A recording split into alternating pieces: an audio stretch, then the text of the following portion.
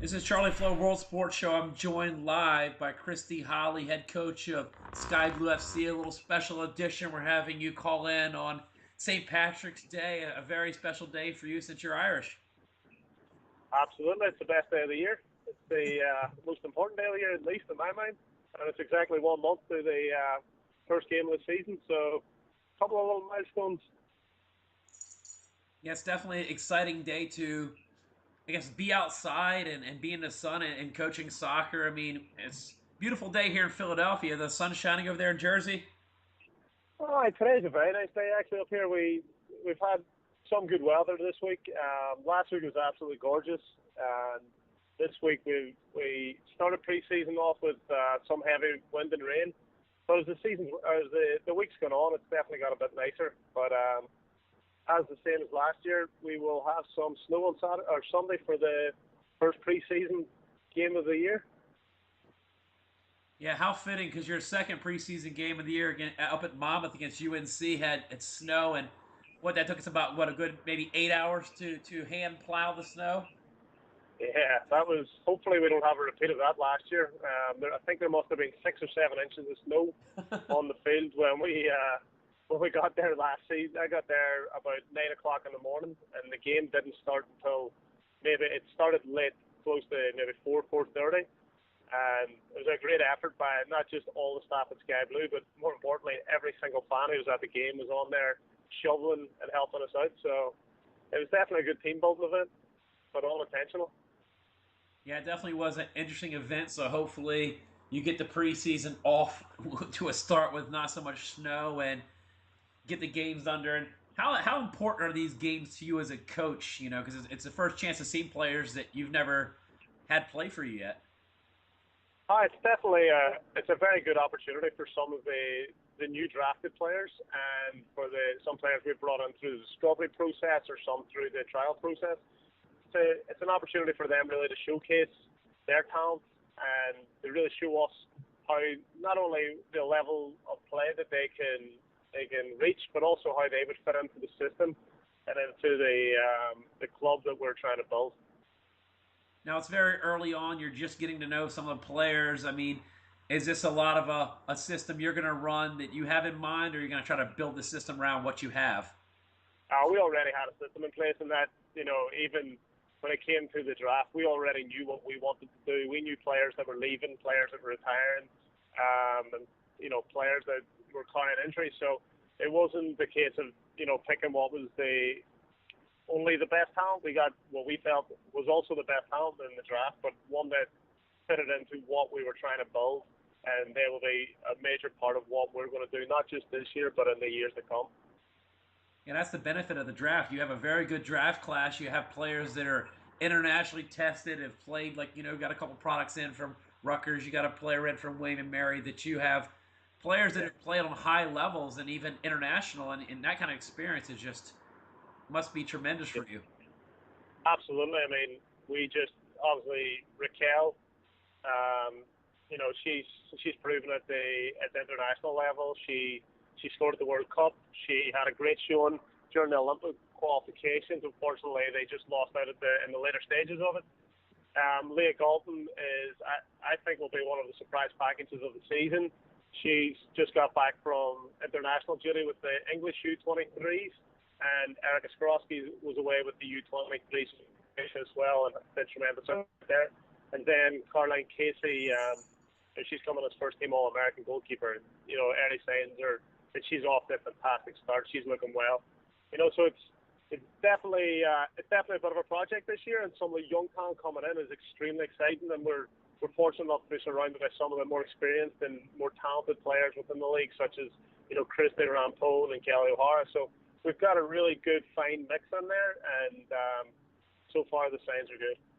Yeah, it's definitely an interesting mix when you got players like Rampone that are a leader on and off the field, that have been there, done that, won World Cups, and now you have the younger players coming in. And what have you seen so far with some of the veteran players bringing in the new players? I mean, we're very, very fortunate to have someone like Christy in the team. She also happens to have a fantastic name. And she's a real good leader on and off the field. and it's someone that every day the younger players turn to, respect, and they really look for that leadership offer. And you've got Kelly O'Hara, who,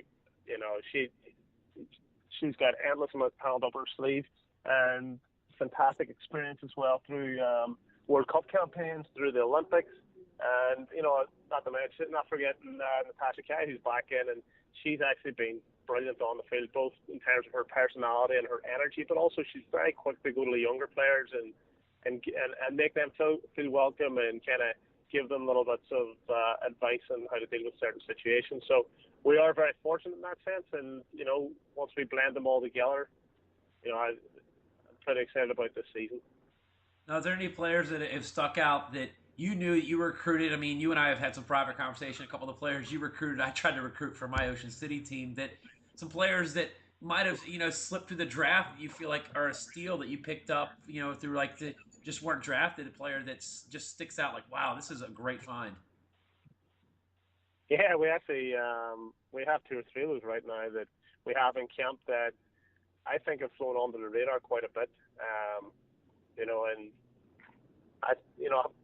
they're knocking on the door of getting a professional contract, and they've come in, they fitted into the camp so far. They're matching the level that's been asked of them, and they're pushing players in the positions that they play.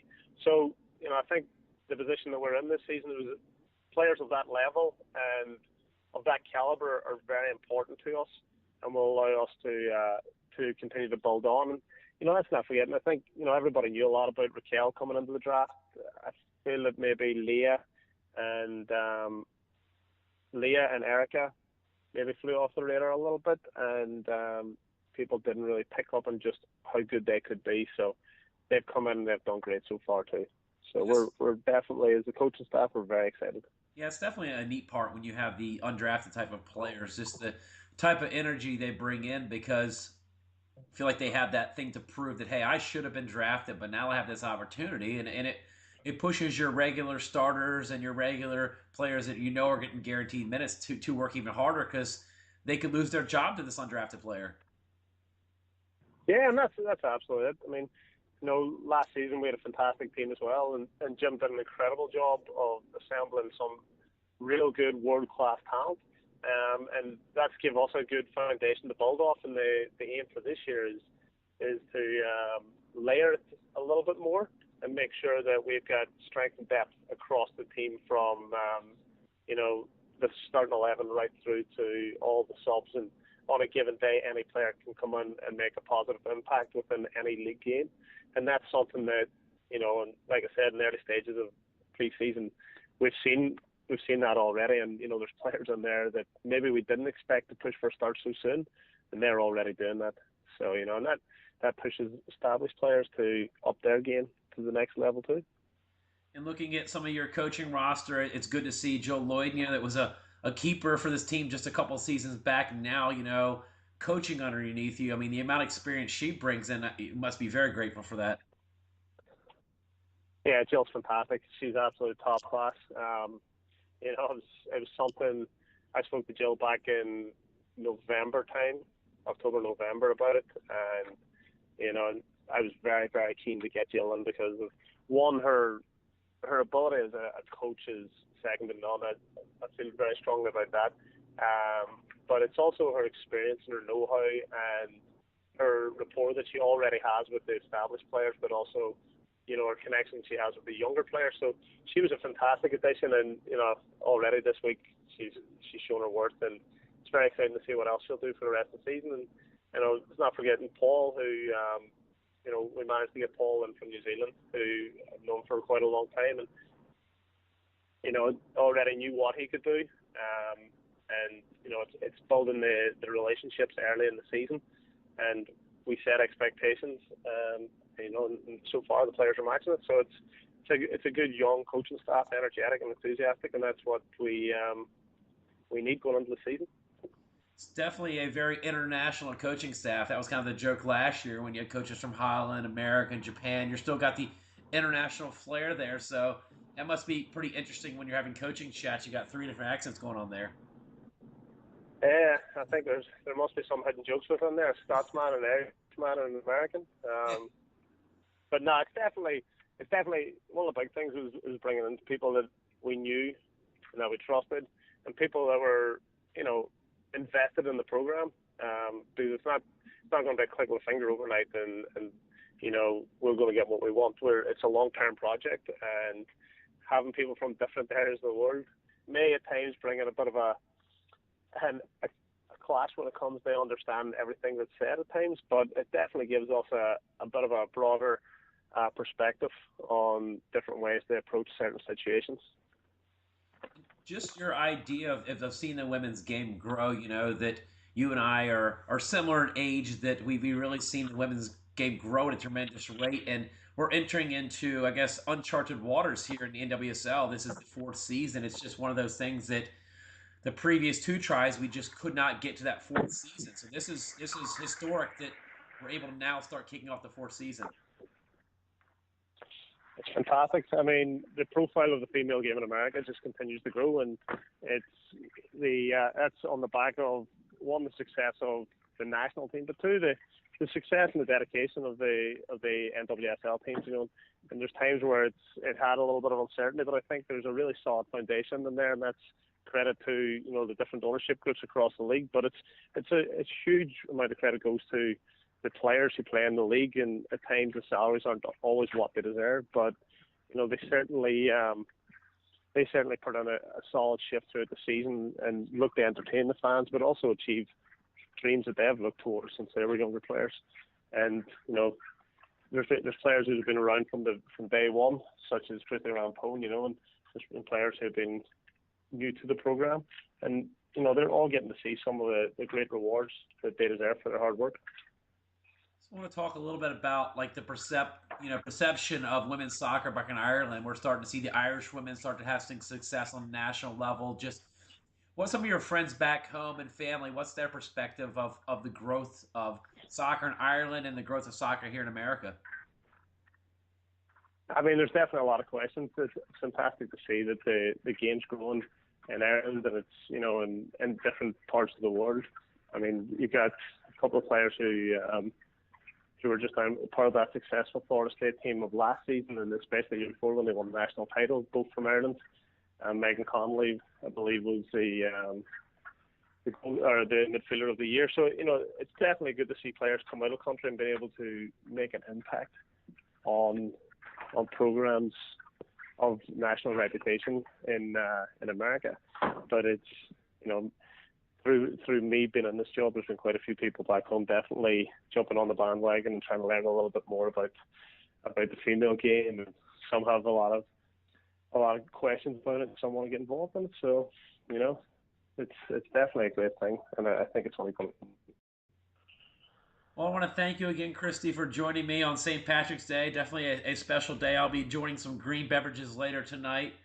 Hope you have yourself a good night and rest up, and good luck in the preseason, and hope you guys have a really good season and make it to the playoffs this year. Absolutely. That's the minimum objective is getting in the playoffs, and nothing other than that will be considered successful. So we'll keep focused on that, and I'm sure we'll see you at a couple of games this season. We're looking forward to catching up with you.